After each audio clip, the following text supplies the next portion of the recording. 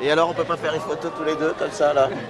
Voilà, on fait, nous on est l'image du marché de la mode vintage, c'est nous.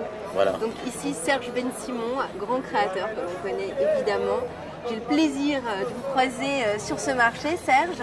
Alors, si j'ai bien compris, c'est votre première fois aujourd'hui. Comment ça se fait que vous êtes venu cette année? Quel honneur! Alors, je suis venu parce que c'est vrai que j'entends parler de plus en plus de ce marché. Et que Laurence, qui travaille avec nous sur la communication de la boutique qu'on vient d'ouvrir justement à Lyon, m'a vraiment convaincu. Et du coup, je suis devenu un peu le parrain de cette édition, de cette année. Alors justement, on peut voir aujourd'hui dans les différents looks, parce qu'on va voir, après on verra plus tard, une véritable chasse au look qui va s'organiser. Pas mal de jeunes filles et de jeunes hommes ont des Ben Simon au pied. Alors qu'est-ce que ça fait comme effet? Et notamment, j'en ai vu quelques-unes avec du motif Liberty, le Liberty qui vous tient à cœur. Et j'aimerais revenir un peu sur cette parenthèse mode que vous nous faites vivre depuis pas mal d'années, qui cette année vient d'exploser en boutique. Et notamment chez vous, le Liberty, racontez-nous un peu cet amour. Alors ce qui est quand même assez drôle, c'est que ça s'appelle le salon du vintage et que la tennis Ben Simon est devenue vraiment un vintage. Vintage d'autant plus qu'avec ce Liberty, qu'on a déjà fait il y a plus de 20 ans, on le ressort aujourd'hui et ça devient vraiment l'élément de mode incroyable. Voilà, incontournable et incroyable. On sait, moi j'en ai voulu, elles ont été sold out cette année. Alors rassurez-nous. Voilà, je viens de relancer une nouvelle série. Alors Serge, vous avez eu le temps de faire un petit tour. Est-ce que vous avez repéré quelques pièces? Alors pour vous dire la vérité, c'est vrai que je suis arrivé ce matin. D'abord, j'étais surpris de voir d'abord tous ces stands, tous ces produits vintage, tout ce mélange que j'avais pas vu depuis très longtemps. Je connais bien tout ce marché de vintage puisque je suis un peu né dedans. C'est ça, c'est ma première vocation, c'est le surplus militaire et la fripe, on va dire la fripe civile. C'est comme ça qu'à l'époque on l'appelait. Et en faisant la tournée, j'ai vraiment vu des stands où justement tout le monde s'affairait à faire des choses cohérentes avec un style, que ce soit les années 70, les années 60, les années 80. Et vraiment, je vois qu'il y a vraiment beaucoup même des jeunes créateurs qui aujourd'hui reprennent tous les produits anciens, les refont, comme moi j'ai commencé il y a 30 ans. Donc voilà. En fait, vous évoquez un peu le principe du néo-vintage. Tout à fait. Donc finalement, ça vous plaît, vous, c'est cette histoire? Ça me plaît puisque c'est comme ça que j'ai commencé. Donc voilà, ça vous me avez l'impression de revivre votre jeunesse. Voilà. Mais je suis pas très vieux. Non, si je suis vieux. Mais voilà. Mais c'est vrai que ça me fait penser à moi et à la belle époque. À la belle époque, dans un endroit assez exceptionnel, avec une organisation exceptionnelle. Ça, je crois qu'on peut vraiment le dire. Il y a une vraie organisation. Voilà.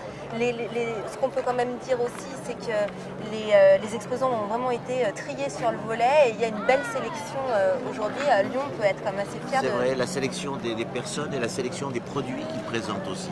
Parce que ça, c'est important. C'est important de voir que comme une journée comme aujourd'hui, et le monde, je sais plus combien de personnes il doit y avoir aujourd'hui, mais il y a beaucoup, 25 000.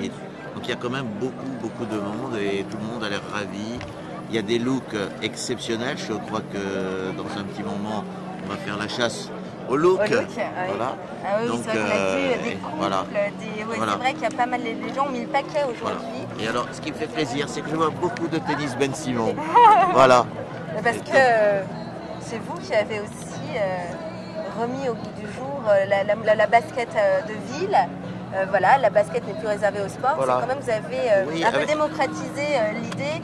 Moi, je me souviens même petite, je portais les baskets Ben Simon avec l'élastique, la basket lacée. Voilà. Je veux dire, ça fait partie de mon enfance. C'est-à-dire que moi, j'ai toujours joué sur l'histoire de dire que c'est une chaussure accessoire.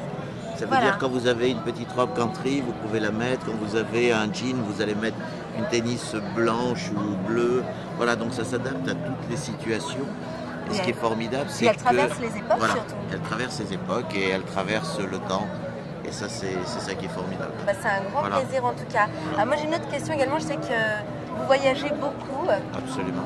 Forcément, puisque vous êtes un créateur, donc vous inspirez un peu de ce qui se passe à gauche, à droite chez nos voisins. Est-ce que vous avez des pièces, vous avez chiné des choses, des pièces rares dont vous êtes fiers? Et j'en chine toujours. C'est vrai qu'à chaque fois que je vais au Japon, quand je vais au Japon ou quand je vais aux États-Unis ou en Suède ou dans tous les pays, je vais chiner chez les brocanteurs, dans les marchés aux puces. Ben, je chine des produits et que je ramène au bureau qui nous servent bien sûr comme science d'idées. Alors par exemple, vous avez un exemple concret? Je suis curieuse. Alors j'ai un exemple exceptionnel qui est l'exemple d'aujourd'hui. Parce qu'aujourd'hui j'ai acheté deux choses.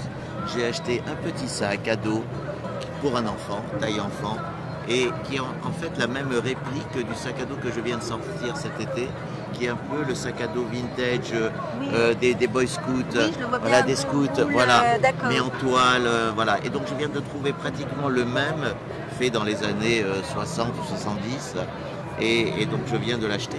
Et la deuxième chose, personne ne va me croire, mais je viens d'acheter une paire de tennis de l'armée française. Cette paire de tennis m'a servi, il y a 30 ans, à faire mon modèle. Voilà, donc c'est un peu l'histoire, puisqu'il y a 30 ans, j'ai acheté un lot de ces chaussures-là et je les éteins.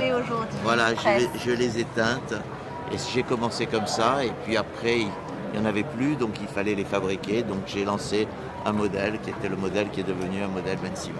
Voilà. À tout à l'heure, merci Serge. Merci. À tout à l'heure. À tout à l'heure. Bah, vous avez été top, c'est bien? Génial, merci.